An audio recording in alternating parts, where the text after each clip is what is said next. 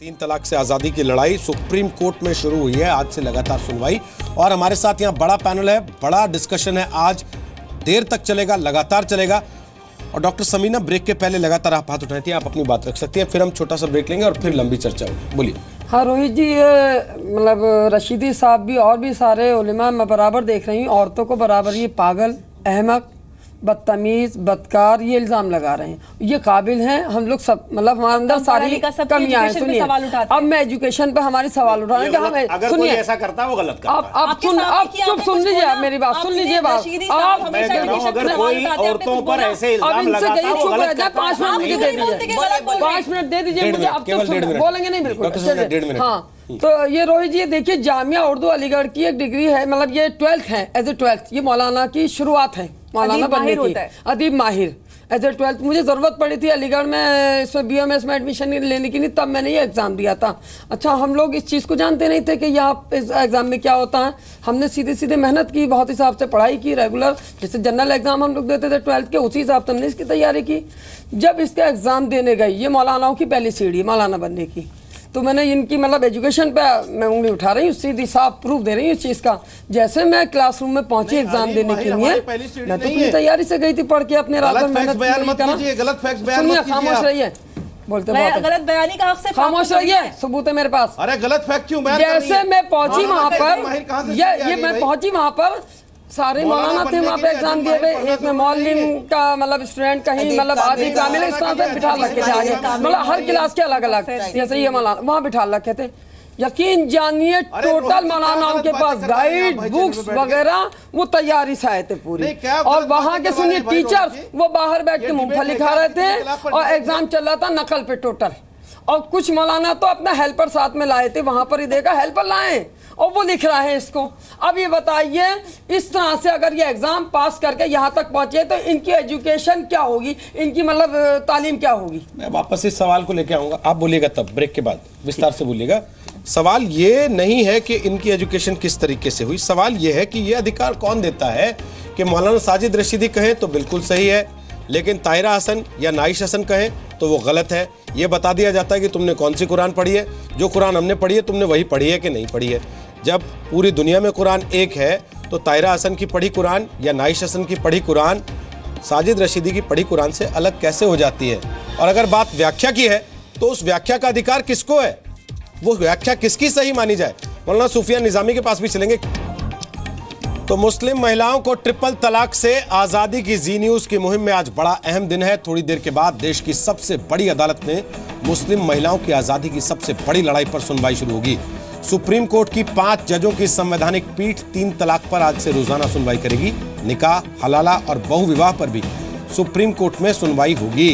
इस पूरे मसले पर चर्चा के लिए जी न्यूज़ पर आज हम एक बड़ा पैनल लेकर आए हैं। ताहिरा हसन हमारे साथ हैं, उपाध्यक्ष हैं all India progressive women association की। नाइश हसन हमारे साथ हैं, वो सामाजिक कार्यकर्ता हैं, भारतीय मुस्लिम महिला आंदोलन के संस्थापक हैं। आलिया सिद्दीकी हमारे साथ हैं, जो खुद ट्रिपल तलाक के शिकार हैं। डॉक्टर समीना हमारे साथ हैं, वो खुद ट्रिपल तलाक के शिकार हैं और उसके खिलाफ लड़ाई लड़ रही हैं। मौलाना साजिद रशीदी हमारे साथ हैं, अध्यक्ष हैं ऑल इंडिया इमाम एसोसिएशन के। मौलाना अब्दुल रहमान आबिद हमारे साथ हैं, इस्लामिक स्कॉलर हैं, मुस्लिम राब्ता काउंसिल के महासचिव हैं। मौलाना मोहम्मद सूफिया निजामी हमारे साथ हैं, वो प्रवक्ता हैं दारुल उलूम फिरंगी महल के। शबनम सिद्दीकी हमारे साथ हैं, वो सामाजिक कार्यकर्ता हैं। अंबर जैदी हमारे साथ हैं, डॉक्यूमेंट्री फिल्म मेकर हैं, सामाजिक कार्यकर्ता हैं। और हमारे साथ मुंबई से इस वक्त एक मेहमान और जुड़ रही हैं। उन्होंने ये रिक्वेस्ट किया है कि उनका नाम ना जाहिर किया जाए। वो खुद 3 तलाक की पीड़ित हैं और उनके पति ने पर्चे पर 3 तलाक लिखकर घर में फेंक दिया था, जिसके बाद काफ़ी हल्ला हंगामा भी हुआ, लेकिन इस 3 तलाक को मान्यता दे दी गई। हम उनके पास भी चलेंगे मुंबई, उनकी बात सबसे पहले। मौलाना साहब, आप हालांकि बोलना चाह रहे थे, मैं चाहूँगा उनकी बात आप सुने एक बार, उसके बाद उस रोशनी में अगर अपनी बात रखेंगे, बजाय इस बात को जोर देने के कि आपकी डिग्री कैसी है, इनकी डिग्री कैसी है, मेरी डिग्री कैसी है। नहीं, उसमें चूंकि एक गलतफहमी पूरे समाज को जाती है, लाखों लोग देखते हैं। सवाल उससे निकल के जो आया वो ये था कि व्याख्या कौन करेगा, आप करेंगे, साजिद रशीदी करेंगे, रोहित भाई, उससे चूंकि एक बहुत बड़ी गलतफहमी पैदा होती है और किसकी व्याख्या सही मानी जाएगी। बात इतनी देर में मैं कह भी चुका हूं, इतनी देर में शायद मैं। ठीक है, आप बोल दीजिए कि मुंबई चलते हैं। पहली बात इन्होंने कही अदीब माहिर के इम्तिहान की, उसका मौलवियों से मदरसे से कोई ताल्लुक नहीं है, जरूरत नहीं है। मौलवियों का मदरसे की तालीम का ये कोई सिस्टम नहीं। एक बात कौन करेगा? दूसरा, जब आप बीमार होते हैं आप कहते हैं कि साहब MBBS बहुत अच्छा स्पेशल डॉक्टर चाहिए, आप घर बनाते हैं आप कहते हैं बहुत अच्छा आर्किटेक्ट चाहिए मुझे, जब आपको कोई मुकदमा लड़ना होता है तो बहुत अच्छा कानून का माहिर वकील चाहिए, लेकिन जब आपको शरीयत का कानून और शरीयत का मामला अता करने लगे, अब किसी मौलवी की, किसी फकीह की, किसी मुफ्ती की जरूरत नहीं है। अब मैं खुद मुफ्ती हूं। फिर गलत समझ रहे हैं। अब मैं खुद सवाल ये है, नहीं, सवाल ये है तो अब जब हम खुद ये दावा करने लगे कि साहब मैं तो खुद कुरान को समझता हूं, अगर हर हदीस को समझता हूं। भाई अगर हर आदमी होम्योपैथी की किताब पढ़ के होम्योपैथी की दवाई लिख रहा है, आलिम और फकीह लिख रही हैं और आप लिख रहे हैं, आलिम और फकीह जो है वो इसीलिए स्पेशलिस्ट होता है। मैं ये नहीं कह रहा हूं कि हर सड़क छाप आदमी से या जो भी दाढ़ी टोपी लगा करके अपने आप को मौलाना कहने लगे उसको आप ऑथेंटिक मान लीजिए, नहीं, जो बिल्कुल वाकईतन ऑथेंटिक आलिम हो उससे आप मसाइल को मालूम कीजिए, सही मसला आपके सामने आएगा, सच्चाई आपके सामने आएगा। अमर ज़ैदी बोलिए। जी मौलाना साहब, मैं आप यहाँ पे एक बात बोलना चाहती हूँ। आप बोल रहे हैं कि सिर्फ मौलाना ही कुरान को समझा सकता है, तो कुरान में अल्लाह ये कहता है कि आपको अक्ल दी है, आप खुद सोचो और समझो, जो आपको सही लगता है उस चीज को मानो। मेरी बहन, तो क्या अपने से नहीं कहा, मैंने कुरान की एक आयत को कोट किया, मैं पढ़ के सुना देता हूं।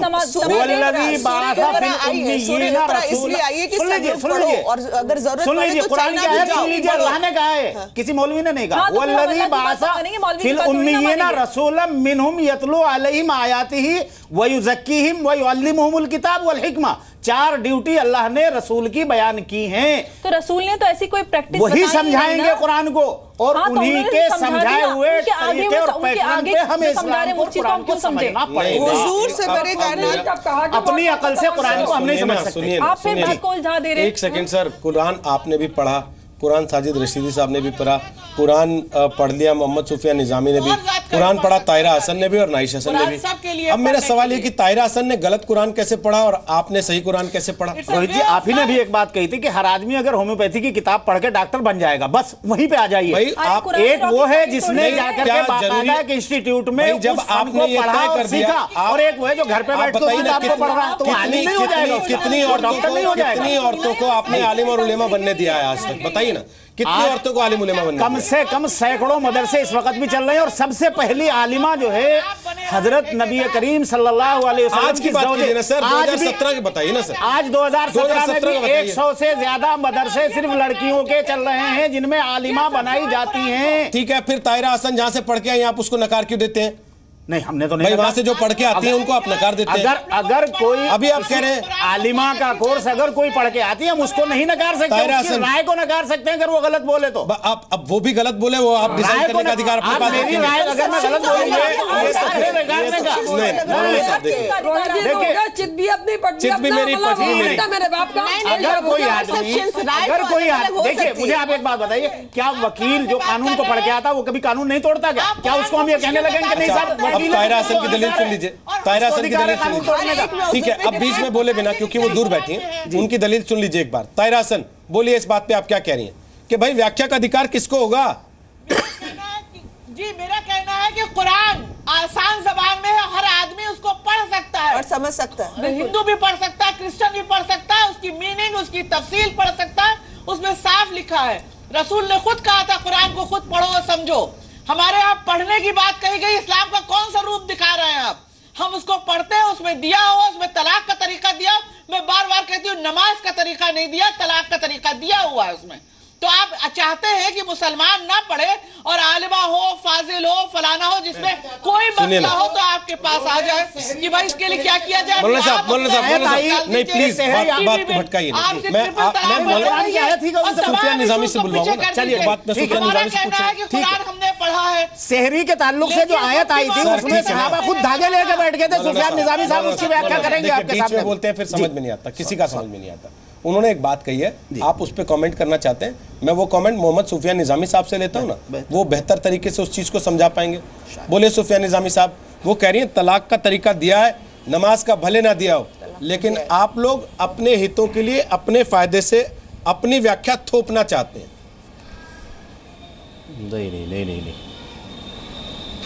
नहीं देखिए रोहित भाई, दरअसल ऐसा है कि यहाँ पर हम ट्रिपल तलाक के जो आप दिखा रहे हैं कि पक्ष में कोई भी आलिम दीन ट्रिपल तलाक जो चीज़ नाजायज़ और हराम है उसके पक्ष में कभी बोल नहीं सकता। हम सिर्फ ये कह रहे हैं कि अगर ट्रिपल तलाक इन वन को बगैर किसी शरई उज़्र के दी जा रही है तो वो जायज़ नहीं है, वो करने वाला गुनाहगार है, कोई उसका पक्ष नहीं ले रहा है। दूसरी चीज़ यह है कि दुनिया का ये कानून और ये निज़ाम रहा है कि कभी भी जो फैसला किया जाता है वो दो पक्षों को बैठाल के किया जाता है। अगर आप एक पक्ष की बात सुने और एक पक्ष की बात ना सुने और कोई फैसला सादिर कर दें तो मुझे लगता है कि फिर वो इंसाफ नहीं होगा। और तीसरी बात जो यहाँ पर ताहिरा हसन साहिबा ने की है कि कुरान आसान है और कुरान कोई भी पढ़ सकता है, लेकिन फिर वही सवाल आएगा कि कुरान की मीनिंग किसकी पढ़ी जाए। फिर वहाँ पर सवाल किया जाएगा कि ये आलिम दीन को अथॉरिटी किसने दी है कि वो कुरान की इस मीनिंग को लिखें, उसकी तफसीलात को लिखें। तो फिर आप ये तय कर दीजिए कि कौन आलिम आपकी नज़र में ऑथेंटिक है, कौन आलिम आपकी नज़र में ऑथेंटिक नहीं है। और चौथी चीज़ जो है वो सबसे अहम है, अभी बार बार ये बात कही जा रही थी कि किसको अधिकार दिया है। देखिए, अधिकार अल्लाह के रसूल को मिला है, उसके बाद हमारे सहाबा जो खुलफा राशिदीन उनको मिला है, और उसके बाद जो 4 स्कूल ऑफ थॉट हैं, जो हमारे आइम्मा हजरात हैं, जो 4 हैं, उनका जो बनाया हुआ मसला है या उन्होंने जो चीज़ अख्ज़ की हैं कुरान और हदीस से, जिसको हम इज्मा और क़ियास और फ़िक़्ह कहते हैं, उन चीज़ों के मुताबिक अगर कोई चीज़ है तो हम उसको मानते हैं, उसके ख़िलाफ़ अगर कोई चीज़ जाती है तो हम उसको नहीं मानते हैं। इसलिए कि हम उनसे बड़ा यानी सहाबा किराम और अल्लाह के रसूल के बाद उनसे बड़ा विद्वान हम किसी को नहीं समझते हैं।